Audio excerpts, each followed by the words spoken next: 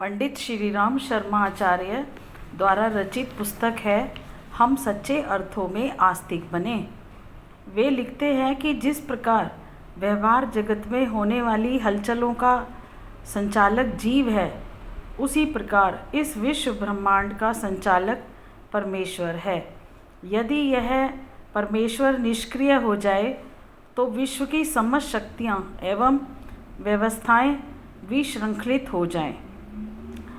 Einstein जैसे वैज्ञानिक अब मानने लगे हैं कि अणुओं के भीतर उनकी निज की चेतना भी विद्यमान है। यह कण कण में समाये हुए सर्वव्यापक सर्वेश्वर के अस्तित्व की स्वीकृति ही है। जीव और ईश्वर के संबंध को श्री राम जी ने ऐसे व्याख्यायित किया है कि जीव परमेश्वर का ही अंश है। जैसे जल में अनेक छोटे बबूले उत्पन्न और विलय होते हैं, वैसे ही विभिन्न जीवधारी परमात्मा में से उत्पन्न होकर उसी में लय होते रहते हैं। इस विश्व का सृजन ऐसे सुंदर ढंग से हुआ है कि जीव अपनी भाव दृष्टि ठीक रखे तो उसे पग पग पर आनंद संतोष की प्राप्ति होती रहे। परंतु दुख की बात है कि हम रास्ता भूलकर भ्रमजाल में पड़कर उल्टी रीति नीति पर चलते हैं।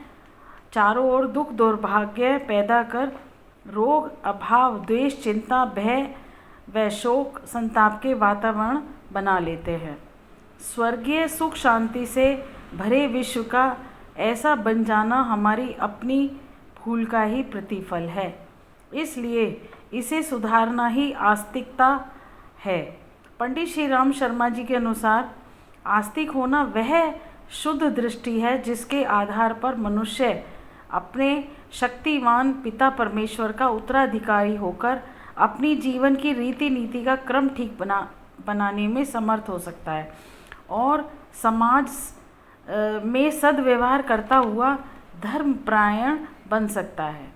आस्तिकता का दृष्टिकोण यह भी है कि जो मनुष्य पग पर उत्कृष्ट जीवन जीता है, जिसे अपना जीवन हर क्षण सार्थक दिखता हुआ लगता है, जिसे स्वर्ग की मंगलमयी अनुभूति होती है, वही सच्चा आस्तिक है। उसे ही वे उपहार मिलते हैं जिन्हें जीवन मुक्ति परम पद सिद्धावस्था देवत्व आदि कहा जाता है। जो फेल होता है उसे उसी कक्षा में 1 वर्ष और पढ़ने की तरह 84 लाख योनियों का चक्कर लगाने के लिए रोक लिया जाता है। ईश्वर द्वारा मनुष्य की यही परीक्षा है कि वह बुराइयों को अपनाता है या अच्छाइयों को। इसलिए ईश्वर पर अटूट विश्वास रखकर उसकी समीपता का अनुभव करना ही आस्तिकता है। उपासना का स्वरूप वे ईश्वर का नाम जप ध्यान दर्शन कीर्तन आदि के विधानों को बताते हैं और भजन समाप्ति के बाद भी दिन भर उसका अनुभव होता रह सकता है। उसी प्रकार जैसे एक बार नशा पी लेने पर खुमारी दिन भर बनी रहती है।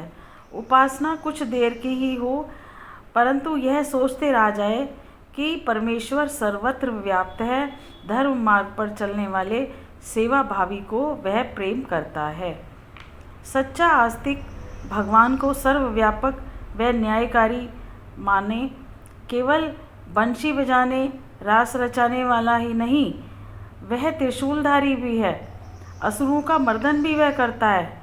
वे भगवत भक्त की पहचान पापों से डरने और पुण्यों से प्रेम करने वाले की बताते हैं।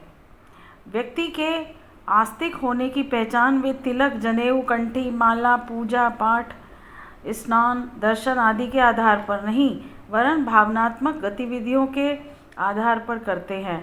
कबीर मीरा दयानंद तुलसी दधीची जैसे भक्तों के उदाहरण भी वे देते हैं।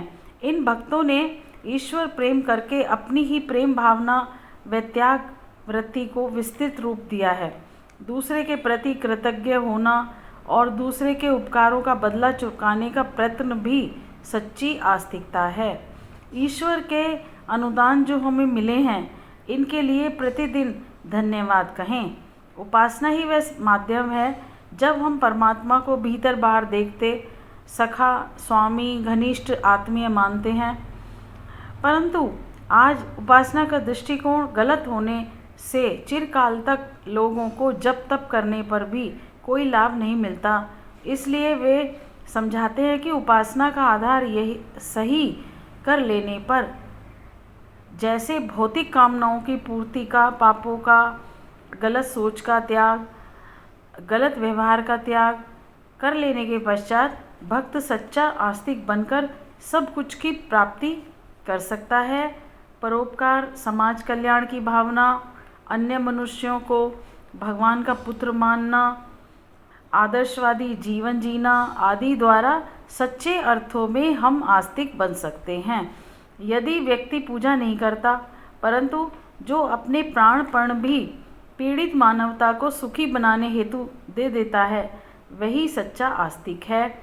युग ऋषि ने उपासना की दृष्टि से गायत्री मंत्र को श्रेष्ठ बताया है, जिसके उच्चारण मात्र से ही मानव की समस्त शक्तियाँ जागृत होकर व्यक्तित्व का विकास करती हैं।